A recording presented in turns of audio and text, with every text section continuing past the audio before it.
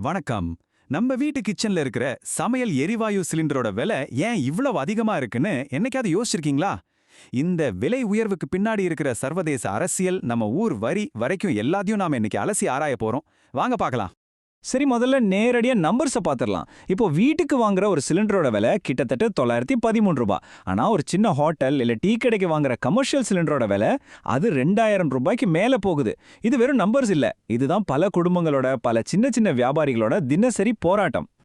அப்போ இந்த விலைவாசி உயர்வுக்கு யாரு காரணம்?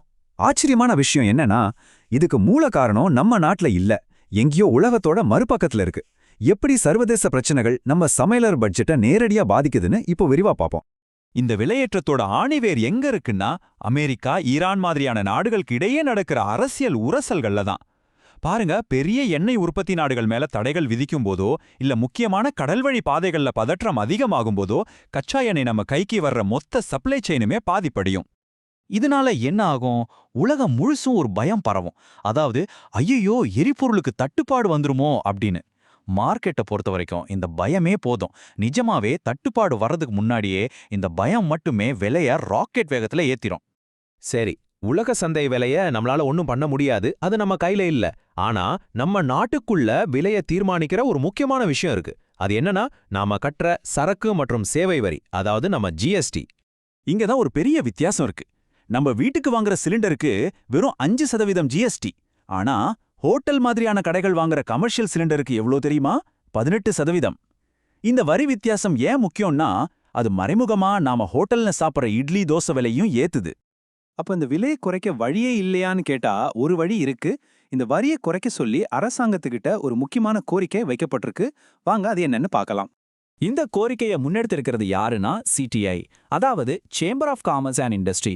இவங்க தான் வியாபாரிகள் மற்றும் தொழிலதிபர்களோட சார்பா அரசாங்கத்துக்கிட்ட இந்த வரியை குறைச்சே ஆகணும்னு ஒரு கோரிக்கை வச்சிருக்காங்க. அவங்க வாதம் ரொம்பவே நேரடியானது. அவங்க என்ன சொல்றாங்கன்னா, நீங்க இந்த வரியை எடுத்தீங்கன்னா அதோட முழு பலனும் நடுவுல யார்கிட்டயும் போகாம நேரடியா சாமானிய மக்களுக்கு போய் சேரணும் அப்படின்னு தான். இப்போ நமக்கெல்லாம் ரொம்ப முக்கியமான பகுதிக்கு வந்திருக்கும்.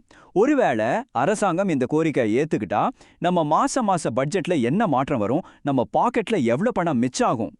சரி, கணக்கு என்ன சொல்லுதுன்னு பாப்போம். வீட்டு சிலிண்டர் மேல இருக்கிற அந்த 5% ஜிஎஸ்டியை எடுத்தா மாசம் கிட்டத்தட்ட 43 ரூபாய் மிச்சமாகும்.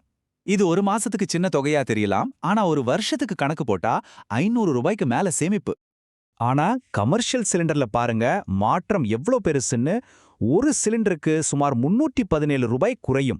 யோசிச்சு பாருங்க, சின்ன சின்ன ஹோட்டல் நடத்துறவங்களுக்கு இது எவ்வளோ பெரிய நிம்மதியா இருக்கும்னு. மொத்தமா இந்த அட்டவணையில பாத்தீங்கன்னா உங்களுக்கு தெளிவா புரியும். ஒரு பக்கம் வீட்டு சிலிண்டர் விலை 900 ரூபாய்க்கு கீழே வர வாய்ப்பு இருக்கு. இன்னொரு பக்கம் கமர்ஷியல் சிலிண்டர் விலை 300 ரூபாய்க்கு மேல குறையுது. இது நமக்கும் நல்லது, வியாபாரம் பண்றவங்களுக்கும் நல்லது. இது ஒரு வின்-வின் சிச்சுவேஷன் அமையலாம். கடைசியா ஒரே கேள்விதான், கோடிக்கணக்கான இந்திய குடும்பங்களோட நிதிச்சுமையை குறைக்கக்கூடிய இந்த யோசனை நிஜமாவே நடக்குமா? இதுக்கான பதில் அரசாங்கத்தோட கையில தான் இருக்கு. அதுதான் இந்த பிரச்சனையோட எதிர்காலத்தையே தீர்மானிக்க போகுது. என்ன நடக்குதுன்னு பொறுத்திருந்து பாப்போம்.